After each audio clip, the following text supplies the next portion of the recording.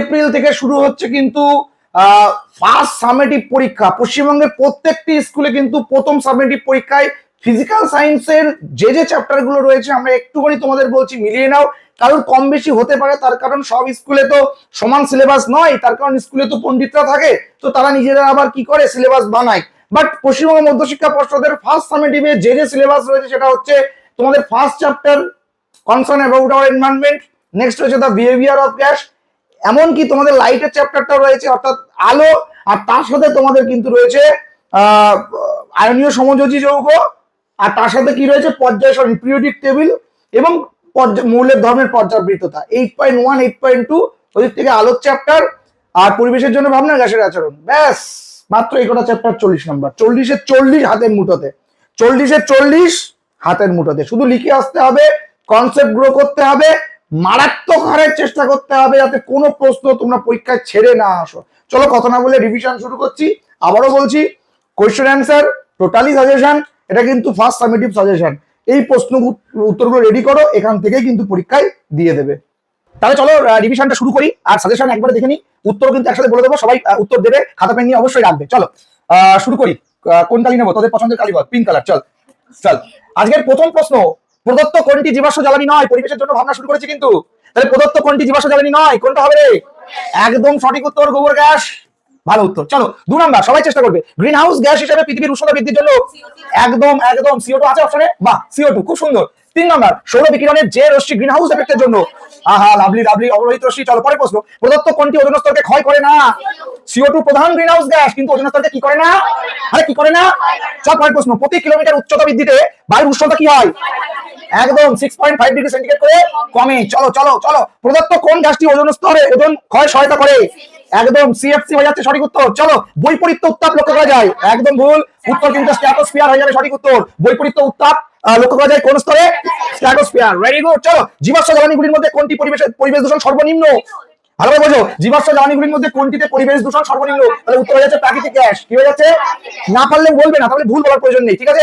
একদম confidence level high থাকে তবে বলবে। বায়োগ্যাসের প্রধান উপাদান একদম মিথেন, CH4 হয়ে যাচ্ছে সঠিক উত্তর। দেখতে দেখতে 10খানা প্রশ্ন শেষ। বায়ুমণ্ডলের শীতলতম স্তর, একদম সঠিক উত্তর মেসোস্ফিয়ার। এই 10টার মধ্যে পরীক্ষা দিয়ে দেবে। কি বললাম, মজা গেল এমসিকিউ। চলো এবার এটার উত্তর করা আছে, তাও একবার আমরা করে নেবো। বায়ুমণ্ডলে উপস্থিত একটি গ্যাসের নাম করে, যেটি গ্রিন হাউস গ্যাস নয়, নাইট্রোজেন হতে পারে, অক্সিজেন হতে পারে, যে কোনো কিছু। চলো, কয়লার একটি নমুনা তাপন মূল্য এত কেজি কিলো জুল পার গ্রাম বলতে কি বোঝো? দেখো লেখা রয়েছে উত্তর, 1 কেজি কয়লার দহনে এত কিলো জুল তাপ শক্তি উৎপন্ন হবে, আর কিছুই না। স্থিতিশীল বৃদ্ধি ও উন্নয়নের জন্য বায়ু শক্তি ব্যবহার করা যায় কেন? এখন বায়ু শক্তি নিশ্চিত হওয়ার আশঙ্কা নেই, এটি দূষণ ছড়ায় না। পরের প্রশ্ন, জীবাশ্ম জ্বালানির বিকল্প একটি জ্বালানির উৎস বায়োডিজেল। বায়ুমণ্ডলে উষ্ণতা বৃদ্ধি করে এমন একটি গ্যাসের নাম কার্বন ডাই অক্সাইড। বাড়িতে উপস্থিত একটি গ্যাসের নাম করো, যেটি পরিমাণ বাড়লে বিশ্লেষণ ঘটে, কি হবে? দেখতে দেখতে দেখতে দেখতে, চলো খুব সুন্দর, দেখতে দেখতে। চলো পরের প্রশ্ন, পরের প্রশ্ন এসে গেছে, পরের প্রশ্ন এসে গেছে। চলো চলো পরের প্রশ্ন কি আছে দেখি, কি আছে?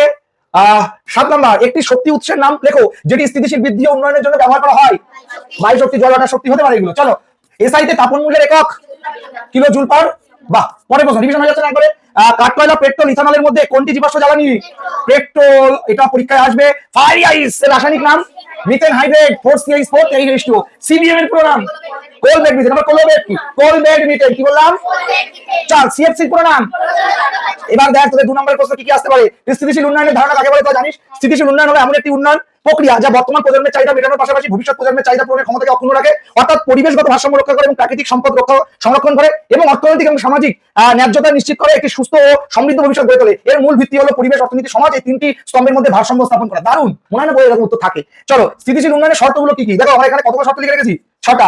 প্রাকৃতিক সম্পদ যেমন জল, বায়ু, মাটি সংরক্ষণ, জীব বৈচিত্র্য, বাস্তুতন্ত্রের সুরক্ষা, দূষণ হ্রাস এবং নবনায়নযোগ্য শক্তির ব্যবহার বৃদ্ধি, দূষণকারী মূল্য দেবের নীতি অনুসরণ করা, নবনায়নযোগ্য সম্পদ বুদ্ধিমত্তার সাথে ব্যবহার করা এবং অনবনায়নযোগ্য সম্পদের উপর নির্ভরশীল কমানো, পুনর্ব্যবহার, রিসাইক্লিং বা বর্জ্য হ্রাস করা হলো কিন্তু আমাদের এই স্থিতিশীল উন্নয়নের শর্ত। এরপর দেখো একটা প্রশ্ন আছে, ভবিষ্যৎ পরিবেশের উপর বিশ্ব উষ্ণায়নের 2টি ক্ষতিকর প্রভাব। উত্তর দেখাবো না, বল বিশ্ব উষ্ণায়ন হলে পরিবেশের কি ক্ষতি হবে? মেরু অঞ্চলে বরফ গলবে, বন্যা প্লাবন দেখা দেবে, টেম্পারেচার বাড়বে, উষ্ণতা বেড়ে যাবে, মানুষের আবার বেশি বেশি এসি কিনতে হবে এত গরমে, টিকবা কি করে, তাই না? আর কি হতে পারে?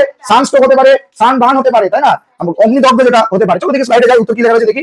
উত্তর দেখো লেখা রয়েছে এখানে, দেখো উত্তর লেখা রয়েছে যে ভবিষ্যতে বিশ্ব উষ্ণায়নের 2টি সম্ভাব্য প্রভাব হলো সমুদ্রপৃষ্ঠের উচ্চতা বৃদ্ধি আর প্রাকৃতিক দুর্যোগের বৃদ্ধি। তার মানে যেমন খরা, তীব্র ঝড়, দাবানল, যা বাস্তুতন্ত্র এবং মানব সমাজকে মারাত্মকভাবে ক্ষতিগ্রস্ত করবে, কারণ তাপমাত্রা বাড়ার ফলে হিমবাহ গলে যাবে এবং জলবায়ুর চরম একটা পরিবর্তন ঘটবে। 4 নম্বর কোশ্চেন, ওজোন স্তর ধ্বংসে NO গ্যাসের ভূমিকা। এটা তো আসবে পরীক্ষায়, সব প্রশ্ন এখানে সাজেস্টিভ করা রয়েছে, এর মধ্যে থেকে পরীক্ষায় দেবে, না আসলে আমাকে একটা ফোন করবে। এনও ওজোন স্তরে প্রবেশ করে ওজনের সাথে বিক্রিয়া করে নাইট্রোজেন ডাইঅক্সাইড এবং অক্সিজেন তৈরি করে, যা ওজোন অণুর বিনাশ ঘটায়। NO+O3 সেখান থেকে NO2+O2 তৈরি হলো। আর এইভাবে কি করছে, দিনের পর দিন আমাদের এই যে ওজোন স্তর ধ্বংস হচ্ছে। তোদের CFC গ্যাসের ভূমিকা মনে আছে তো?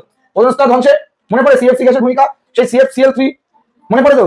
সেখান থেকে আমরা বিক্রিয়া করেছিলাম CFCl2, তার সাথে সক্রিয় ক্লোরিন তৈরি হবে। সেই সক্রিয় ক্লোরিন আবার কার সাথে বিক্রিয়া করবে, O3 সাথে ClO, এবং সেখান থেকে আবার একটা অক্সিজেন তৈরি করবে, ClO আবার O3 সাথে বিক্রিয়া করবে, সেখান থেকে আবার সক্রিয় ক্লোরিন তৈরি করবে। আর এইভাবে কিন্তু কি হবে, দিনের পর দিন ওজোন স্তর ধ্বংস হচ্ছে। পরের প্রশ্ন, মানব স্বাস্থ্য ও পরিবেশের উপর ওজোন স্তরের ক্ষয়ের দুটো ক্ষতিকারক বলে চলে এসেছে। ত্বকে ক্যান্সার ও চোখের ক্ষতি হতে পারে, আর সামুদ্রিক বাস্তুতন্ত্রের ক্ষতি হতে পারে। এর সম্পর্কে দেখো লেখা রয়েছে, খুব সুন্দর উত্তর করা রয়েছে যে ওজোন স্তর ক্ষয় হলে সূর্যের ক্ষতিকর ইউভিবি, কথাটা বোঝো কিন্তু, ইউভিবি রশ্মি সরাসরি পৃথিবীতে আসে, যা ত্বকের কোষের ডিএনএ ক্ষতি করে এবং ম্যালিগন্যান্ট মেলানোমা এবং অন্যান্য চর্মরোগের ঝুঁকি বাড়ায়। এটি চোখের লেন্সের ক্ষতি করে, ছানি সৃষ্টি করে এবং দৃষ্টিশক্তি হ্রাস করতে পারে। আর কি, সমুদ্রের খাদ্য শৃঙ্খলে ভিত্তি হলো ফাইটোপ্লাঙ্কটন। অতিরিক্ত ইউভি রশ্মি এদের ক্ষতি করে, যা সামুদ্রিক খাদ্য শৃঙ্খলকে বিপর্যস্ত করে তোলে এবং মানুষের জন্য সামুদ্রিক খাদ্যের যোগান কমিয়ে দিতে পারে। দারুণ উত্তর, দারুণ উত্তর, বোঝা গেল।